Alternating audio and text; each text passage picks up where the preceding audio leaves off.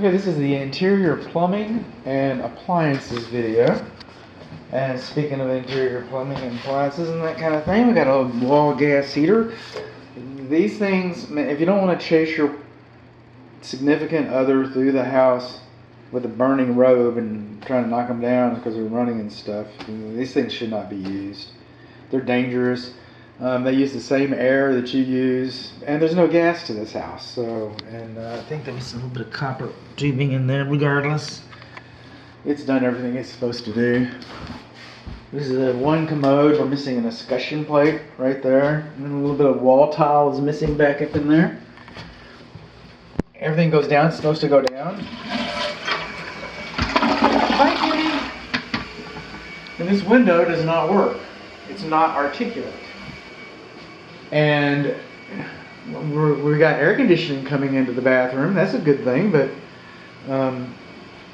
there's no ventilation in this room for the moisture.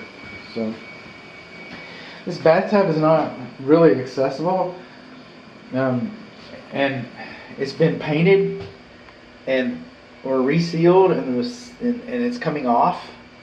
So what's going to happen here is, you can seal it again, but after the first time the sealant fails, then each other time you seal it afterwards, unless you get a really, really nice company to do one of those really Noxic type operations, you might get a little more life, handling it that way. So there's that. It's got a single faucet, I get that. Hot's on the left, cold's on the right, I get that. That's all pretty good. Hot's on the left, cold's on the right. Our drawer's kind of cattywampus right there. Now the thing is,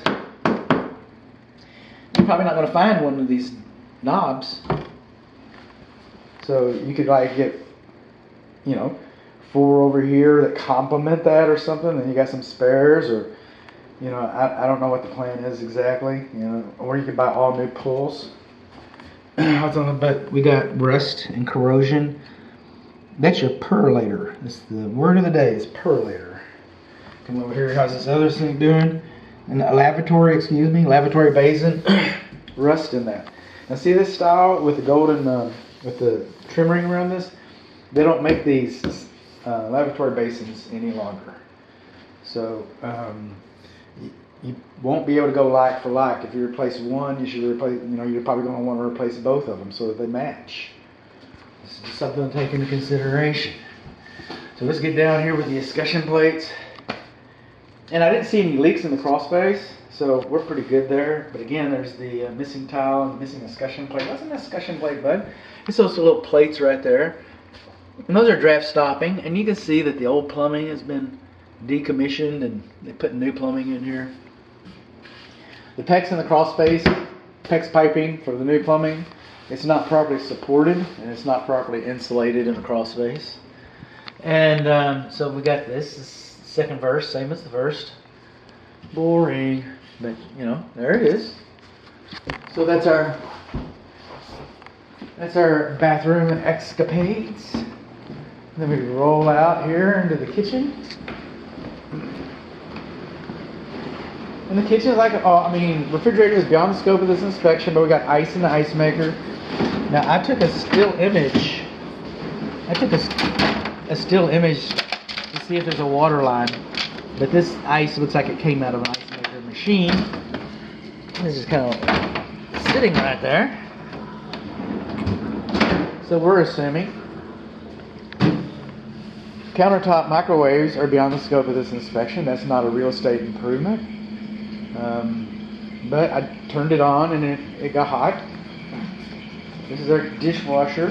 Now the dishwasher is supposed to have an anti-siphon loop. And this drain does not have an anti-siphon loop. It just goes straight. So if the barometric pressure comes down and forces the dirty water from your sink back into your dishwasher, into your clean water. So and it's a 1/2 horsepower disposer. And how are we doing on escutcheon plates? Our receptacle for our look at that. A receptacle for our disposer is hanging loose. And we got all these exposed wires underneath that box where it's just bootlegged in there. And then the dishwasher, we do not have a, and I've lost this battle so many times. It's going to be on the report. I don't have an electric disconnect for the dishwasher. So all the controls are in this door. So you got to go turn the breaker off so that you can work on the dishwasher. You open this door to replace the timer or something. And it's on the outside of the house, over on the other side of the house. And so you're relying on somebody not to have good intentions and see it open and see the breaker trip and wonder why it's tripped and lighten you up. So that's kind of that story. This sink is about had it. It's kind of like the bathtub. So you might want to budget for replacement, but no, this sink is an integral part of this countertop. Now this countertop's seen better days, right? And they've gone and added this wood trim around where the tiles were breaking loose from it. This wood tile right here. And you can see here's a corner piece from the original tile. We've got another one over here. Electric cooktop. I took some Hail Mary pictures underneath because I couldn't get this drawer out because you can't get your hand in there to work the latch. So you probably have to take this off its hinges to reach around, or I don't know how it worked exactly. All the burners work, the vent fan works. I'm going to have to review the rooftop video to make sure that this vent goes through the roof, but my memory, which isn't perfect, but my memory is kind of like giving me some hints that maybe it doesn't and then it vents directly into the attic, and we don't want to do that. If you have a fire up here, you've already got a bad day, alright? But, you know, if it goes up into your attic, you got an even worse day. And we also have a fire blocking plate right there. And our filters are dirty. And our oven, you know, it could be cleaner. What's this? Okay. This could be cleaner. There's a little vent. You got a little... okay, this oven obviously has a vent. It might run. It doesn't look like it's that fancy of an oven. I mean, it's just on or off, basically. But it's probably a passive vent. But I thought this is what this grill was. But anyway, some ovens will have a fan that will come on and help it cool down after you've used it. I'm not sure about this one. It needs cleaning. And I know this is plumbing and appliances, I get that. But you've got an electric receptacle outlet here and an electric receptacle outlet there. There. Okay, there. Not so bad. Not so bad. You should still have another one over here. They're kind of short. And these are not GFCI protected.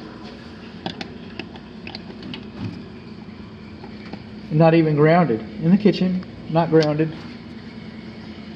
How you doing over here, sir? Now, you see these receptacles that have been installed upside down?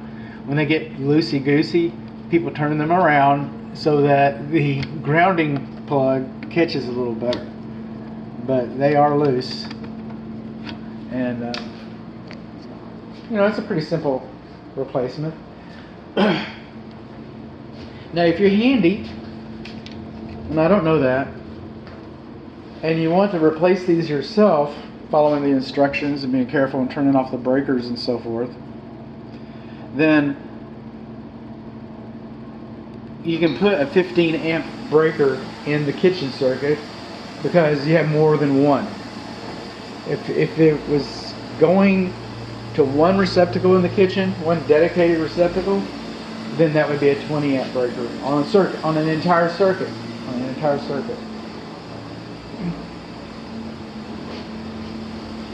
Was I clear about that? Probably not. If you got one circuit with one receptacle in the kitchen area, it's got to be 20 amps. But if you have multiple receptacles, then you can have a 15 amp device. The refrigerator is supposed to have a dedicated receptacle, but it doesn't have to have a dedicated circuit. So if this refrigerator has, and I'm pretty sure it does not, but if it has a dedicated circuit, It has a dedicated receptacle, but if it has a dedicated circuit, by chance, probably not, then that would be a 20 amp receptacle. More than you want to know. Now I'm kind of cruising through here, and up and down the little roller coaster thing, and moving into the laundry area. Our handles are not labeled hot and cold. Our trim ring is missing. This is actually called a sink. Can you believe that? It's a laundry sink, a laundry connection sink. I call it the connection box. Our clothes dryer is 3-prong. It is not GFCI protected. And we got some issues with this pipe that I've mentioned at least twice in 2 of the videos.